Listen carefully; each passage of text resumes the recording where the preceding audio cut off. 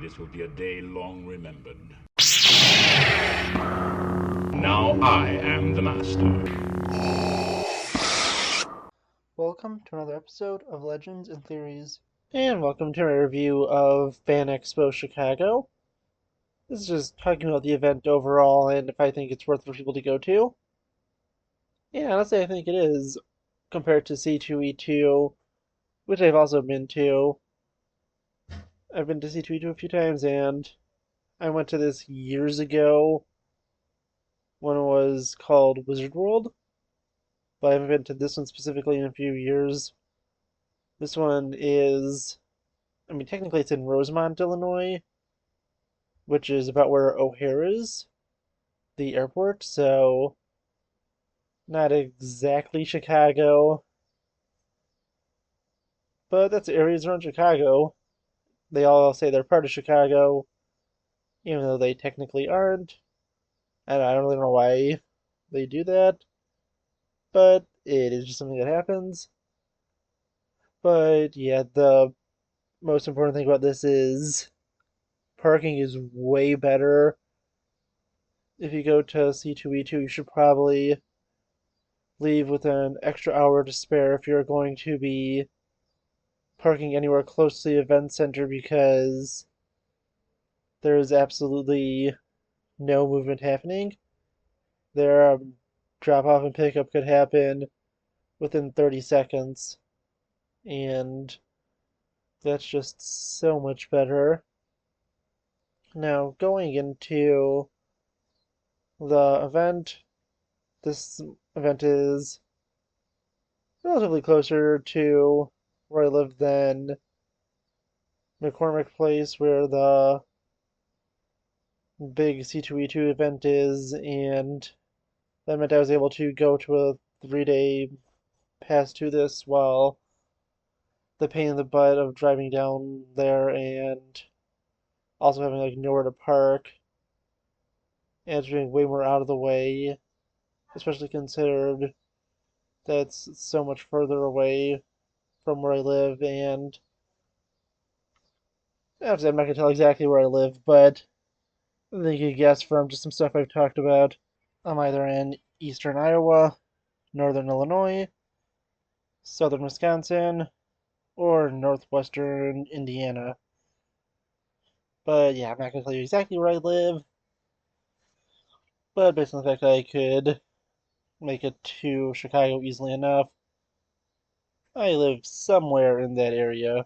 And you'll be able to tell from any towns I had because I was just looking at a map for that, and it took me like 5 takes because I am completely terrible at geography, and I kept saying a bunch of dumb stuff for basically every state, including the one I lived in. So there was like 5 takes for that, and it was the best I was going to get, so there's nothing to indicate which one I'm in. But even if you could narrow that down, still a lot of people in all those states, so let's just keep moving because that was more or less just to clarify something because most people will jump to that conclusion, so I'm just going to mention it anyway. I'm not an idiot. Besides like geography, but we already discussed that. But going to this, the show floor, everything they had there was nice. They had some cool stuff, as you saw with the stuff I got. Also, a lot of bootlegs. Like, there was like 4 or 5 different bootleg movie stands. I saw places selling, just so many bootleg movies. It was kind of funny. And then going through just some other stuff. There's also a lot of knockoff Lego. These are stuff that either make figures that Lego would never make, which you could buy as customs for a lot more, or they're just like straight up knockoff Lego figures. And honestly, when I was younger, I would sometimes get those, but now, unless there's a character I see that Lego will never make, and they're not going to be making customs of it really either, at least ones within a reasonable price range, that's probably the only time I might ever get it, but even now I could go and look pretty well for a custom printed figure, and since I have my own money now, I'm actually able to do that. And getting those knockoffs was mainly because there was no way I could afford some of these expensive figures. So that was the best alternative for me. Didn't even know there was a actual real Lego customs until, I started seeing some things, but I thought those were just mainly Clone Trooper ones. And didn't know there was so many until I saw the Lord of the Rings ones I looked at a few weeks ago, and ordered stuff from Firestar Toys, was really satisfied, and I have another shipment that just arrived in New York from what I saw, so I should have that within the next week, and you'll see a video about that. The autograph thing, honestly, autographs were a little bit of a mess. They didn't put any times up at all. I had a friend who really wanted to meet Charlie Cox, but they didn't put times up, and he wasn't able to make it in time to meet him before the line was cut off. And that's why I went and paid online that day for the Hayden Christensen autograph to make sure I could meet him on Sunday. And really glad I did that because it's really awesome, and I now have it up on my wall. It's right above my TV, so whenever I'm playing a game or just watching TV, I'll be able to see it. But going back to his autograph, they were being a little scummy about him specifically in terms of pricing. If you wanted his autograph, it was a flat rate, but if you wanted to have it like put on anything else besides an 8x10 picture, you had to pay more. If you wanted it on like a smaller item, it was like a $40 or $50 upcharge. And if you wanted it on a large item, it was like another $40, $50 upcharge from the previous. And then it was like an extra like $100 to have him add a character name and another like extra $200 to add a quote. So I just went with the basic autograph, which is why there was no personalized message on it. And then Mark Hamill, while he would have been awesome to meet, it was $400, so I had to take a pass on that. Talking about the photos, I didn't do any at this one, but they all looked, pretty pricey and dependent on the person. But yeah, honestly, the picture thing is just a real cool thing to have, but I wish they had included a selfie option for Hayden. The reason you have that only audio version of meeting Hayden was because they didn't want phones to be out. So last day I dressed up as Anakin, and because I couldn't reach the pocket in the pair of shorts I had under the Anakin costume, I had my phone inside of the costume's belt. And I'll never do that again because my phone fell on the escalator and I thought I'd lost it for a few seconds until it popped back up at the end. But the ultimate thing I did was have my phone left on record, put it in the belt to the costume, and just walked up. I thought the camera was a little higher to go over the table, but I guess it wasn't. And you couldn't even see Hayden from the front side. He had his whole entire area where you had to go upstairs and had to have a ticket to even get over there. And once you're up there, he is behind a curtain, so you can't get like a picture of him while you're in line. And yeah, honestly, he was cool to meet, and it was probably my favorite thing I did there because Anakin Skywalker is my favorite fictional character, and he was just a really cool person to meet in person. But now to go to the panels, the next best thing of it was seeing Mark Hamill live. I think everyone very clearly agreed with me when I put that poll up which is in fact why I put up a second poll that excluded the Mark Hamill panel because that was so heavily dominating. I wanted to see essentially what the second best one was. And although a few people, like two people, one voted for the Ahsoka panel and one voted for Tamora Morrison's, it still was just so heavily stacked in Mark Hamill's favor. I wanted to see where people would vote on the other hand. And nobody how that poll's going. I posted it like 20 minutes ago when I started recording this. And yeah, honestly, going to the panels, Mark Hamill was so much fun. He is such a funny person, and I very clearly think he could have went on longer and longer. He probably could have went all night if he wanted to, but they kind of forced him off stage. And honestly, at a surprisingly close second, I was not expecting this. I just thought this would be something interesting to go to, but I really just did not expect that Tamora Morrison would be so much fun. He is so funny, and as you saw from the panel, he just breaks out into song. He will do like just random dancing, and he would just tell jokes. He was such a funny person. I honestly just did not expect it. And that was probably the greatest surprise there, just how genuinely hilarious Tamora Morrison is, and he was honestly one of the highlights of it because he was just so unexpectedly fun. And after him, I'd say Rosario Dawson had the next best one. Honestly, it's gonna be a little biased, but I think the best response was to my question about her and Luke talking about what happened. And even though I didn't want her to talk about the Anakin thing because I felt like that was the most obvious thing to talk about, she did still talk about it. And well, one, I want to look up that comic that she was talking about, the fan made one. But two, I still stand by what I said.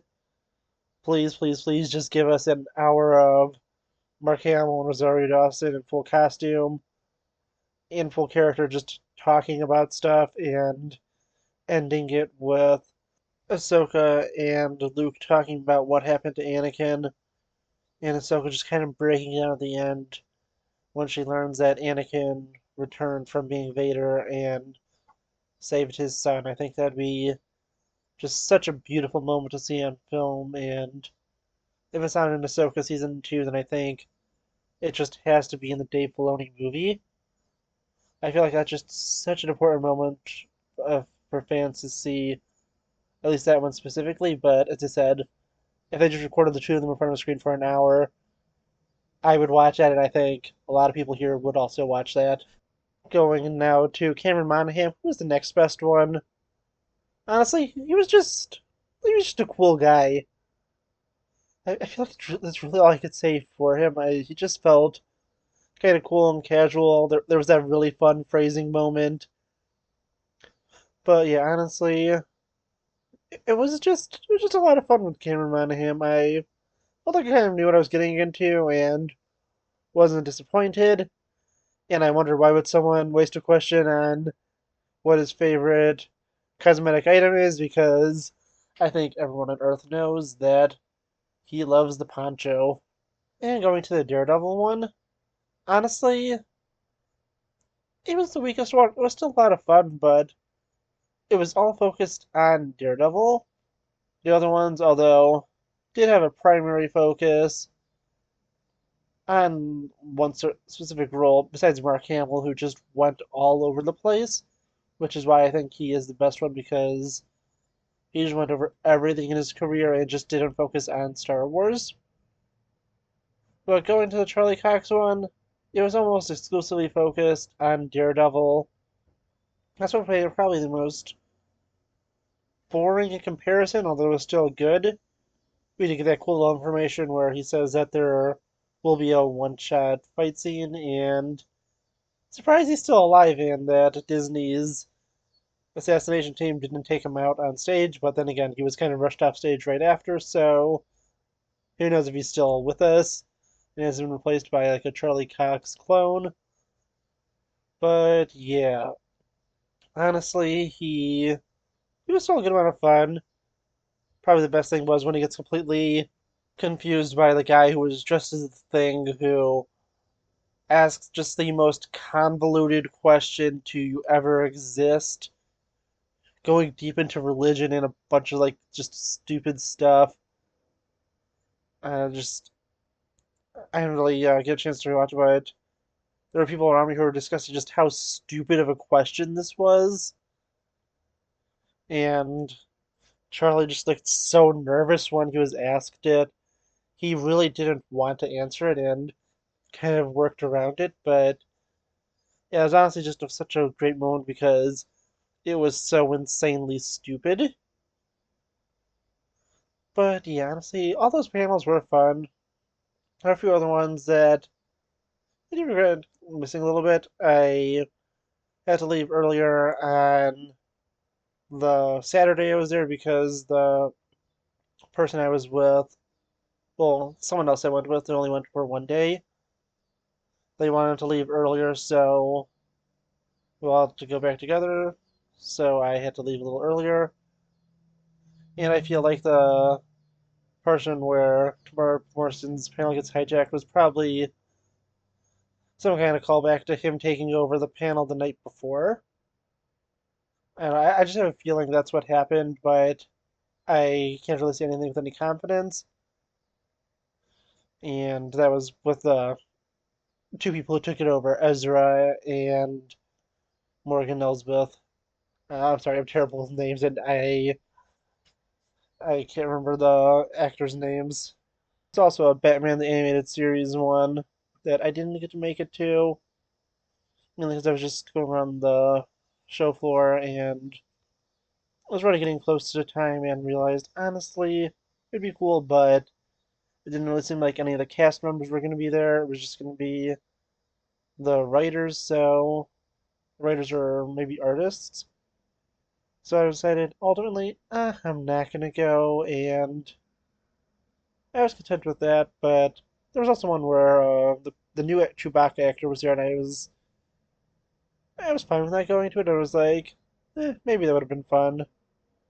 But yeah, ultimately it was a really good experience if you're either in the area when it happens next year or if they have one by your home because I know they moved this show around.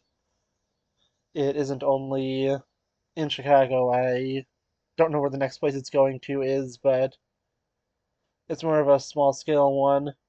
It was honestly pretty good. And oh, also going to their official merch store. I usually like to get a t-shirt from these conventions.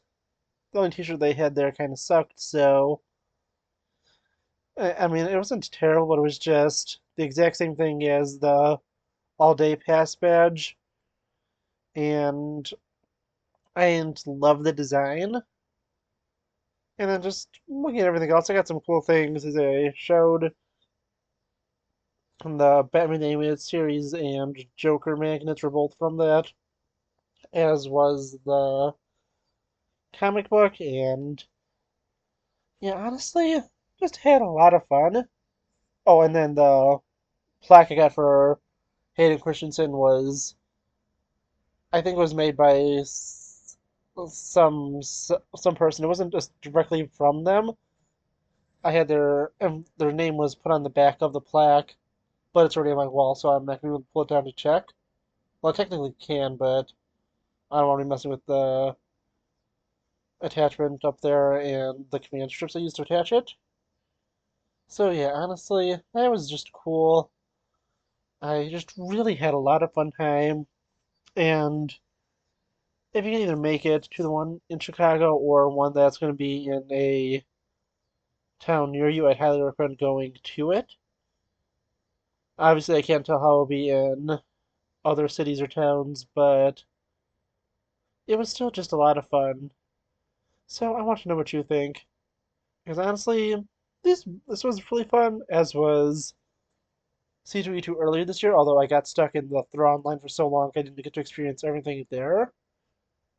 And if you definitely have the opportunity, I'd recommend a 3-day pass. So you could more or less spend one day getting to see the show floor and everything, and spend as much time as you want at panels and meeting people and waiting in lines, especially if you're not there early enough to get one of the limited VIP passes, which is more or less like a skip the line pass.